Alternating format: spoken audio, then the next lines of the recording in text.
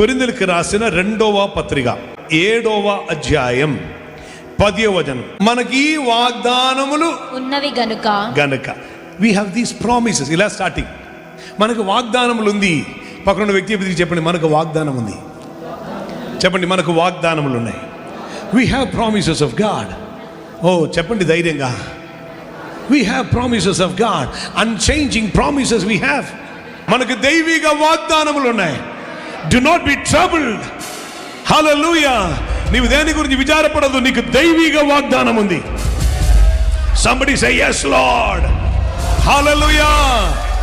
నా దేవుడు మాట మార్చడు, వాగ్దానముల యందు నమ్మదగిన వాడు. ఆయన చేస్తానని చెప్పి ఉంటే చేస్తాడు. అయ్యా, ఈ పుస్తకం మొత్తం చెప్పినట్టు చేసిన ఒక్కరే. హల్లెలూయా. జోసెఫ్ విజయ్ గారు ఒకసారి ఒక మీటింగ్, ఒక చోట్ల ఒక ప్రోగ్రాం జరుగుతున్నప్పుడు ఆయన పరిస్థితి స్థలంలో నిలబడి చెప్పారు, ఒక ఊరిలో ఒక వ్యక్తి వెళ్ళారు, అతని సహోదరులందరూ కలిసి అతను అమ్మి వేసారు. కానీ వెళ్ళినటువంటి ఊరిలోనే అతడే ప్రధానమంత్రి అయి మారారు. అతని పేరు తెలుసు కదా, బైబిల్లో ఉంది అన్నారు. కానీ ఆ పేరు అతని పేరు జోసెఫ్. దేవునికి స్తోత్రం. హల్లెలూయా.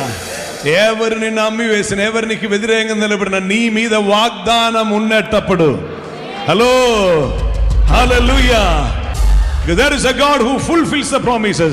అందుకే ఈ అధ్యాయం ప్రారంభంలోనే చెప్పబడుతున్న ఏమిటంటే, ఈ వాగ్దానములు మనకున్నవి గనుక. భూమి ఆకాశమైన మారిపోవచ్చు, గతించిపోవకుండా ఒక్కటి ఉంటే అది దేవుని వాక్యం మాత్రమే. హల్లెలూయా.